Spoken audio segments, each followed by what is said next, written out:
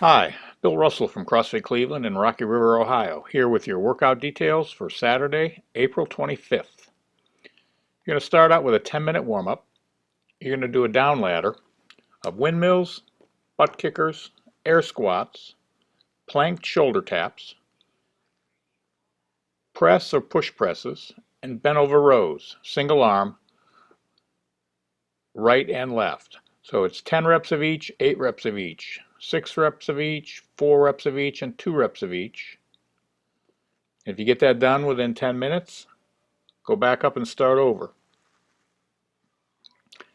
Your workout today is a combination of dumbbell snatches, single arm, dumbbell Renegade rows, single arm, weighted sit-ups and burpees. So it's a 1 to 9 up ladder of those 4 movements, and then after you clear the 9s, 5 of each, 4 of each, 3 of each, 2 of each, and 1 of each.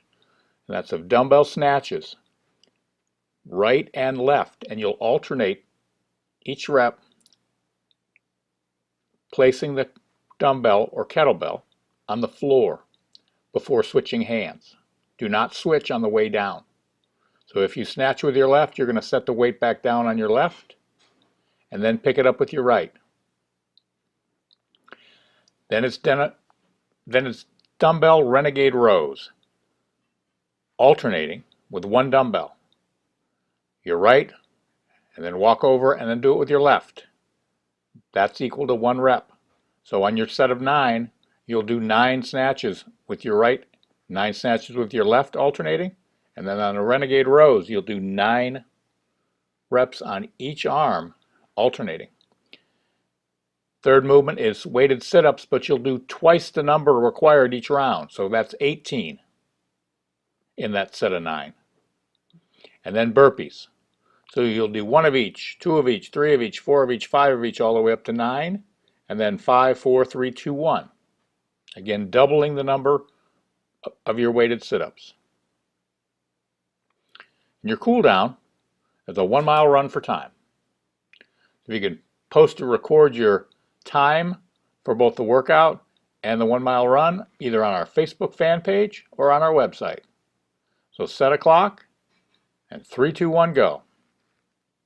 Windmills. On your windmills, I want to make sure that you're getting a good reach. So all the way up, and you're gonna go all the way down and all the way back up and replace your hand and come all the way down. Make sure that you're getting pretty dynamic movement in this.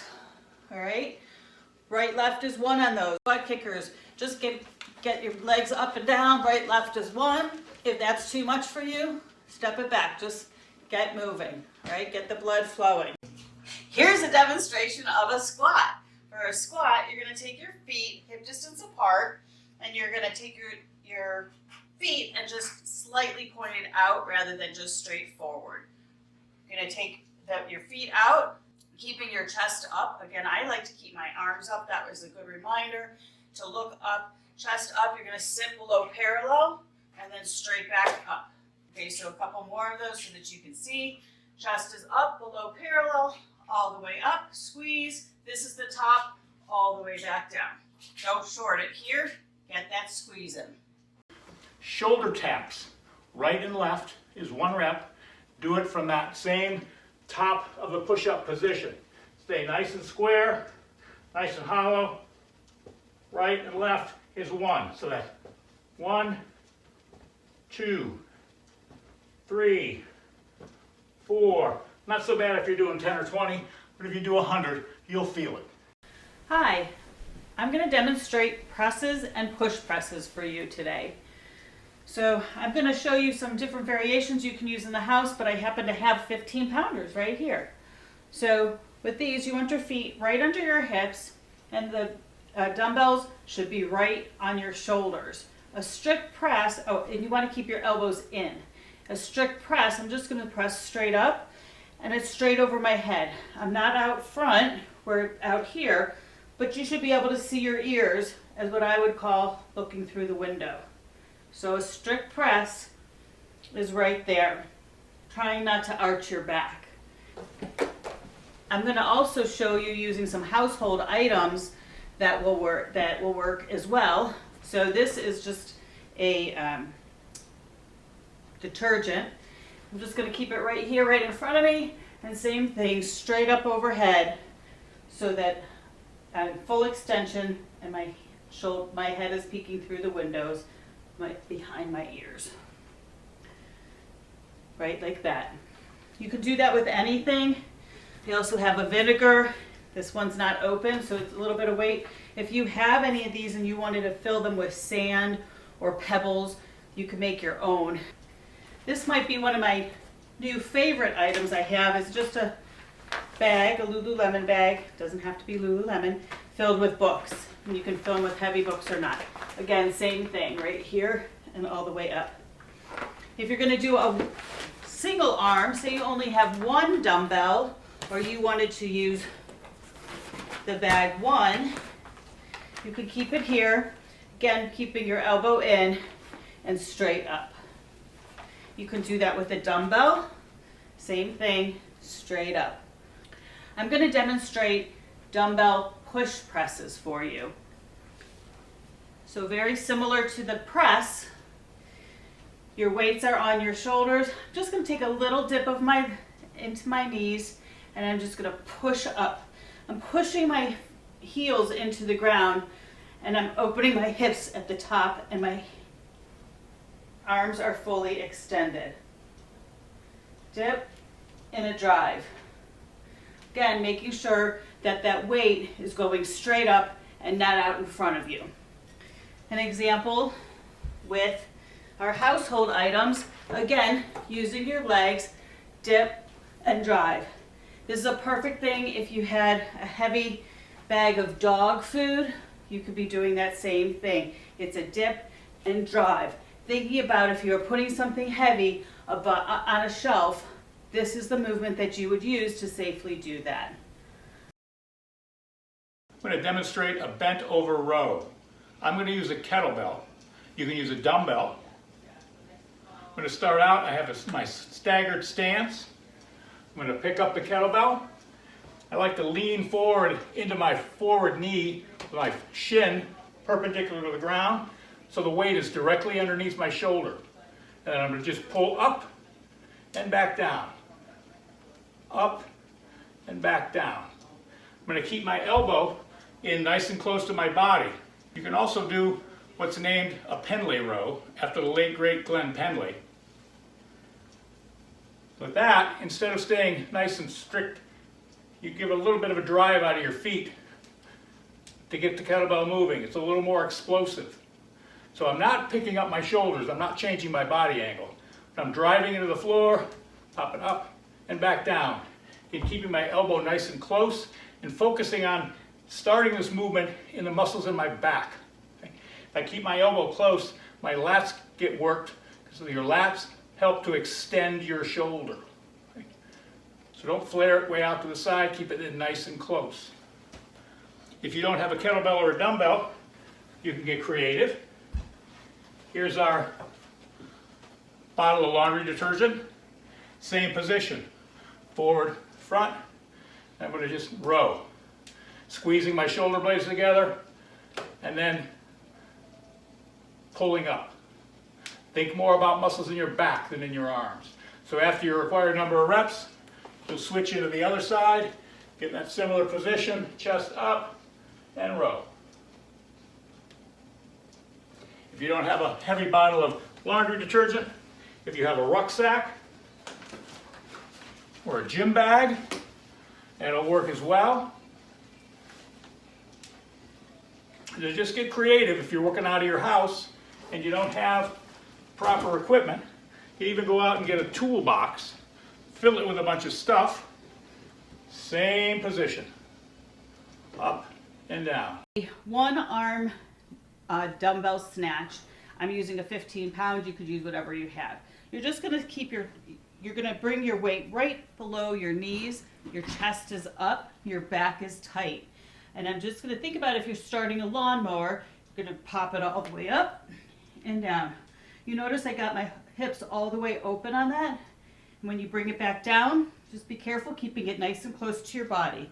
All the way up and back down. So you can see it from this angle. I'm going to start, everything else is the same, it's just a different angle.